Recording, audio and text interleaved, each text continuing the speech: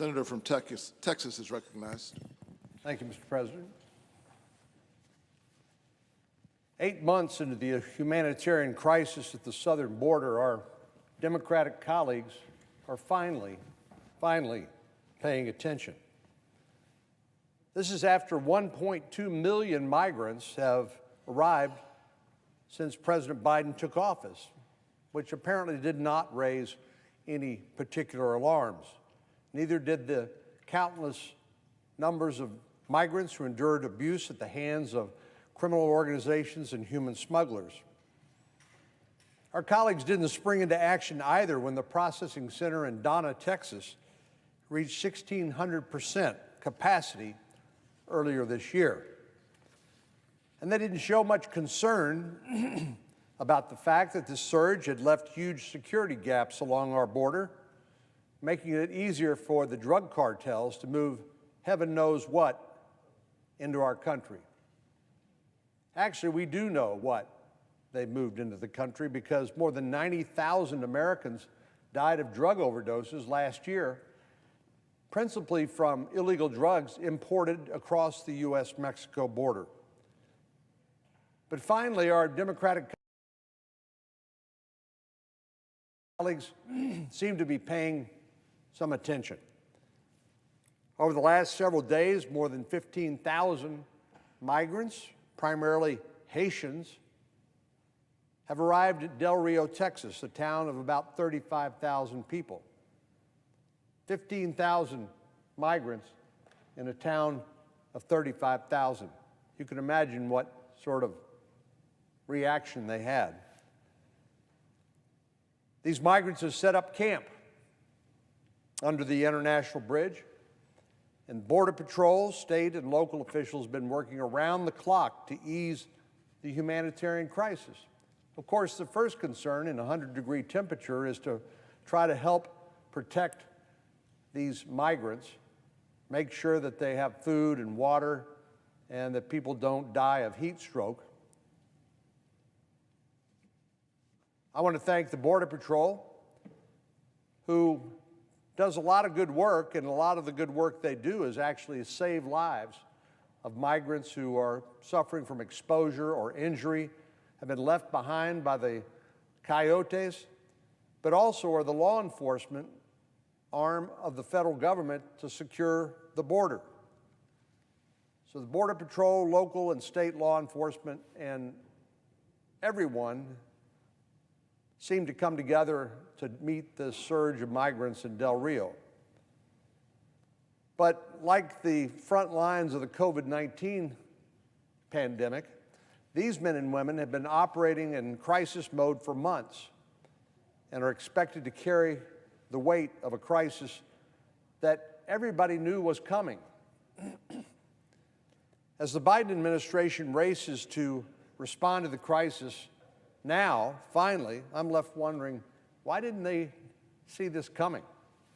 After all, 1.2 million migrants have crossed our border just since Joe Biden put his hand on the Bible and took the oath of office on January the 20th. The president campaigned actually on the promises of policies that were certain to lead to a surge of migrants at the border, and that's just what we've seen. When the president and Director Mayorkas, Vice President Harris say, "Don't come," the migrants see people pouring across the border in the hundreds of thousands and successfully making their way into the interior of the United States. The human smugglers, the criminal organizations that move migrants from their homes across the border, they're getting rich. They're whispering in the ear of the migrants, said, "These people made it, you can make it too. Just give me my money." Earlier this year, a woman who crossed the Rio Grande on a smuggler's raft said the Biden administration was the reason that she and her one-year-old son attempted the dangerous journey at all. She said, quote, "That gave us the opportunity to come." Some of the closest followers of the president's words and the administration's actions are the cartels and criminal organizations that get rich off of the backs of these migrants. Actually, it's pretty good money. Let's say on average, these migrants and their families pay $5,000. And it varies depending on where you want to come from. If you want to come from a little farther away, it's a little more expensive. If you're a little closer to the border, it's a little cheaper. But let's say on average it's $5,000. You multiply 1.2 million migrants times $5,000. That's a huge windfall to these criminal organizations.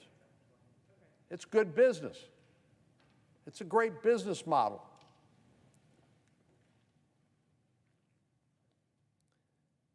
But migrants suffer at the hands of these cartels and human smugglers. They often arrive malnourished and suffering from exposure. Many young women and girls have been sexually assaulted. Some of these young girls even arrive pregnant. There are hundreds of young women who are in Del Rio under the bridge who are now pregnant. And some of them don't make it at all. In Brooks County, Texas, which is where Falfurrias is, it's an interior checkpoint by the Border Patrol.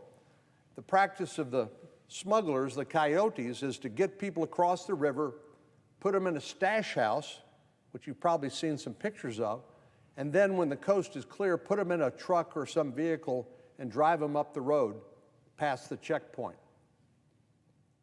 But before they get to the checkpoint, they say to the migrants, get out of the car. Here's a gallon milk jug we filled full of water.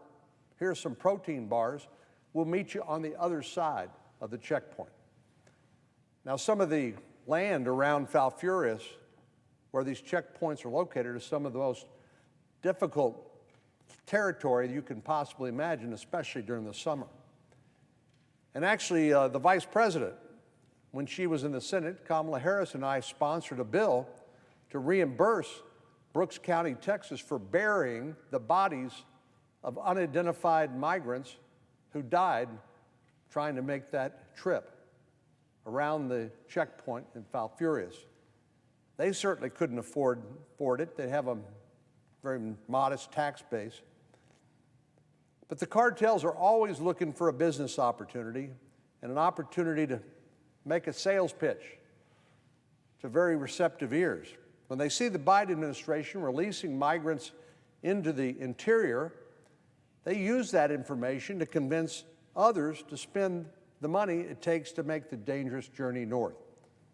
And certainly when the Biden administration releases people and tells them, come back later for a court hearing, or here's a notice to report, when you get to where you're going, turn yourself into ICE, Immigrations and Customs Enforcement. And of course, it should be no surprise that many, many, many do not show up. They do not report. And they are never heard from again unless they commit a serious crime. And then it's discovered that they have illegally entered the United States and have failed to show up for their court hearing. But the point is, once these people make it into the United States, you better believe they're on the phone, text messages, emails, talking to their relatives back in their home country. And what do they tell them? Said, I made it. I made it, and you can too. And so they keep coming. Well, as I said, this is big business for the cartels. They get rich off of the migrants, of course. And second, when they flood the border with all of these migrants, these huge numbers, it overwhelms the Border Patrol. Just with unaccompanied children alone.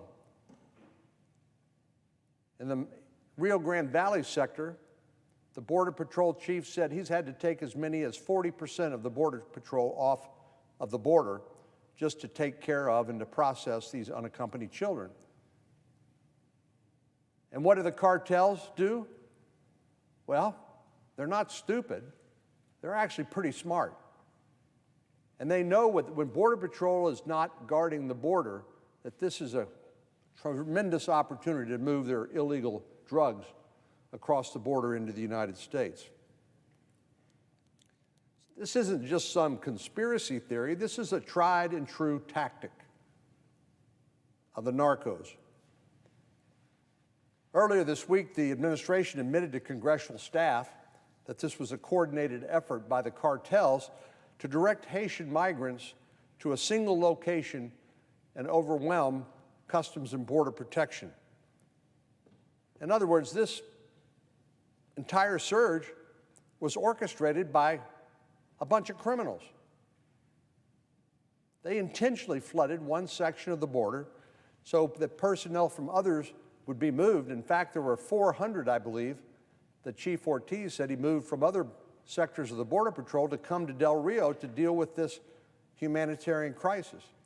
And you better believe that the cartels took advantage of the fact that they left holes in our security along the border in order to ply their poison and to move more migrants across the border. Even though we're familiar with the tactic and we've seen it time and time again, the administration still removed agents from checkpoints in the Del Rio sector to respond to the migrant surge, playing right into the hands of the cartels when they took agents off the front line. The cartels are simply playing a game.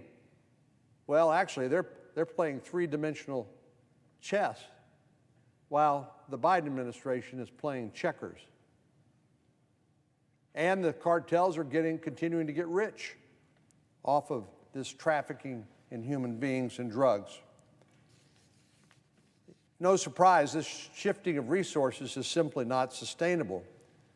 The administration continues to play whack-a-mole on the southern border.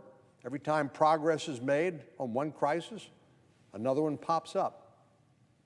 The administration says they're trying to control the crisis in Del Rio, and there were early statements that they would make use of Title 42, a public health title that gave the Border Patrol authority to expel migrants based on concerns about spreading COVID-19, because these migrants are not tested, they're not vaccinated, yet they're put on buses and sent off into the interior of the United States to contribute to the ongoing pandemic.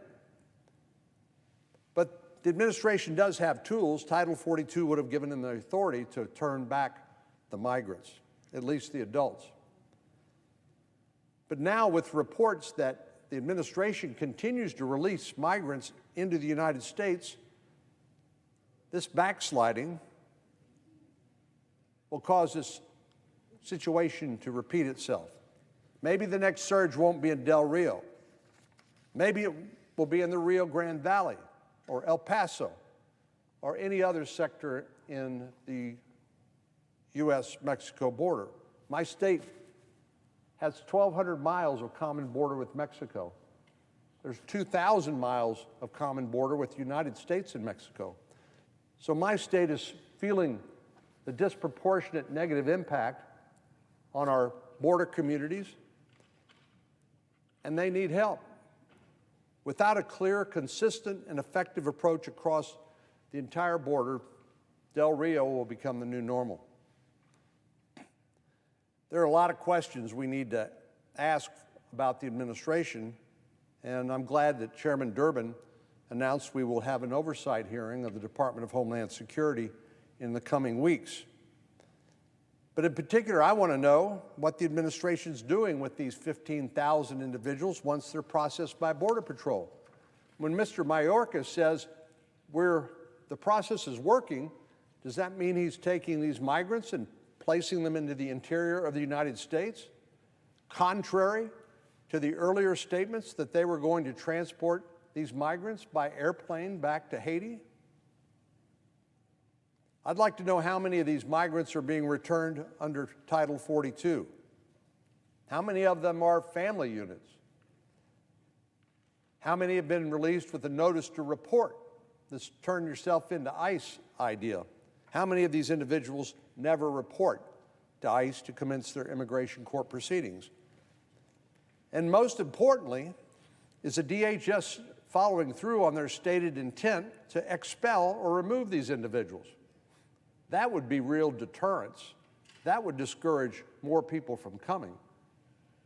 But if we find out that the administration and the secretary have been lying to us, that instead of expelling these individuals, they've been placing them into the interior of the United States using this flawed catch and release approach, that's a serious problem. Transparency is key, and I hope we will have an opportunity to ask these questions under oath in the coming week.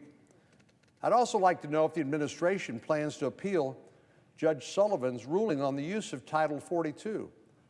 There's only about another week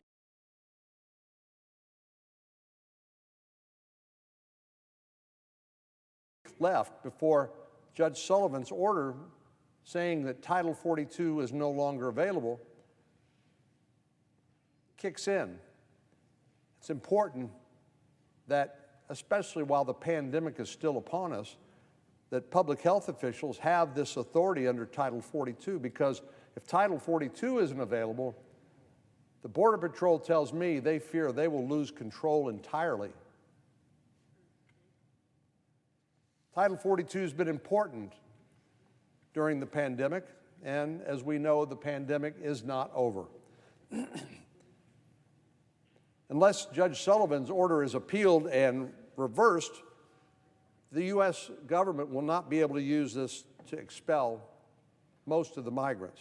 And there's no reason to believe that many people, particularly the cartels and others that benefit from illegal immigration, won't try to write off of Judge Sullivan's most recent decision to obtain an injunction against the use of Title 42. Without Title 42, we'll once again face overcrowded processing centers and even greater humanitarian crisis. Unfortunately, the migrant surge is only a piece of the crisis in Del Rio.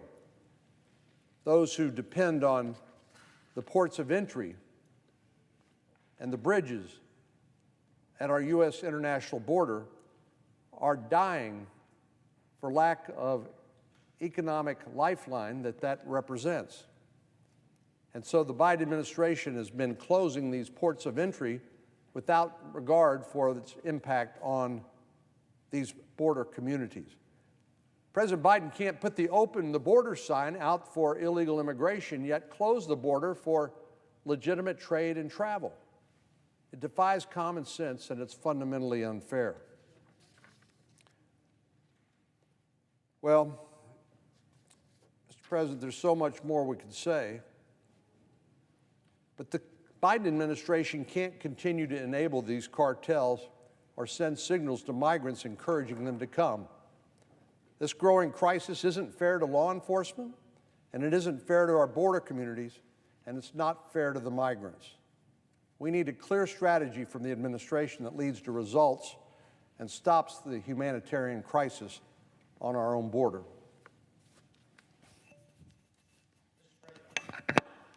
Senator from New Jersey is recognized. I ask unanimous consent.